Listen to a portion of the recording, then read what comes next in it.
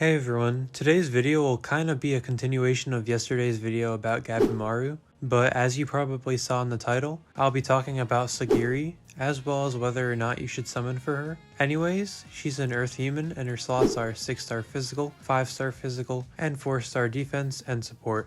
Really solid slots. The 6-star physical is great for the Earth Summoner's road equips, and the defense slot is great. The LB7 isn't really needed, but if you do have dupes of her, it's definitely worth feeding them into herself. To be honest, if I get her, I would definitely consider just one expert LB so that she could hold the Earth Summoner's road equip, but generally speaking it's better spent on other units since she can still hold something like True Viperia. For her skill, it gives 20% damage for 20 seconds, which is stackable, with a 13-second CT. It's a really interesting skill. She'll generally have just 2 stacks, which is still 40% damage up, which is really nice. If you use something like True Raftalia's sword, you can even increase that to 3, maybe 4 stacks. For her art, it does 16,000 earth damage physical, and for 20 seconds she increases all allies' physical damage and break power by 75%. Really great buffing for an art. She gives the team a ton of physical damage, which is strong for obvious reasons. The break is just as good too. Funnily enough, it's more AoE break than Chloe,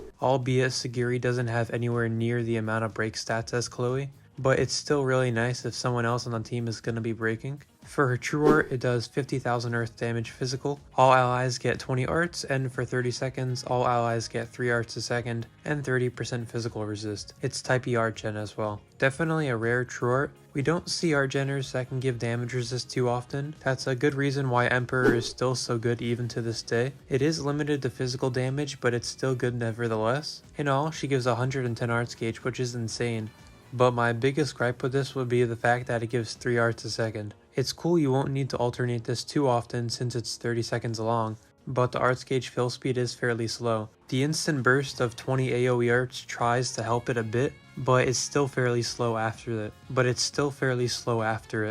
this doesn't make her true art bad by any means. Moving on to her super art, it does 150,000 earth damage physical, and for 30 seconds she reduces the enemy's earth resist by 120%. It goes without saying that this super art is fairly strong. The duration lasting for so long makes it to where this won't have to be spammed to have the effect active consistently, allowing her to use her true art and art, which is really nice. Her high modifier means she'll be outputting some damage as well, which is always welcome. The support is going to be great for someone like War God Fen, who's going to go absolutely crazy with this. The only downside I could see for this is that due to the utter lack of 6-star earth units, there aren't many modern units who can fully utilize the debuff to the fullest degree. Whenever they decide to make a new one, that is, this super art is going to be much better for sure. For her passives, when she's at 80% or higher HP, she increases her accuracy by 100%, and when she's at 50% or higher HP, she gets 6 arts a second. She has a 50% human killer passive, as well as 60% blind resist. She has quite a bit of great passives. The 6 arts a second is going to make her run very smoothly. The 100% accuracy was pretty random, but is very welcome, as it makes her a viable DPS against hard to hit bosses. The 50% human killer passive is also great, as it'll allow her to do even more damage against humans, which aren't terribly difficult to find in the game. Overall though, Sagiri has a very team-oriented kit. She's able to do a bunch of things pretty okay,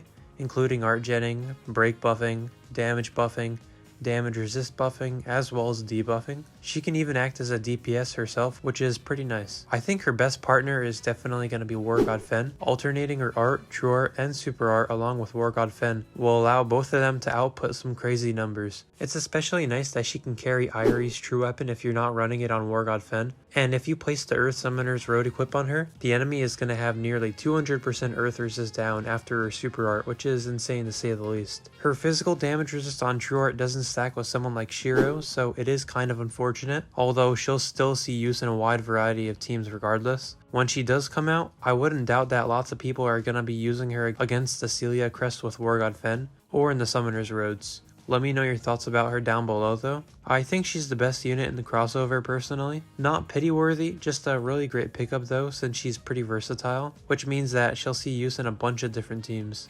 Good luck to anyone that's going to be summoning for her, as well as Gabimaru. If you did enjoy the video, I'd appreciate it if you subscribe to the channel. I'll try to play with the units when they come out, so be on the lookout for their showcases. I'll also try to be a bit more in depth for the showcases, so I hope you'll enjoy it. Thanks for watching, and I'll see you later.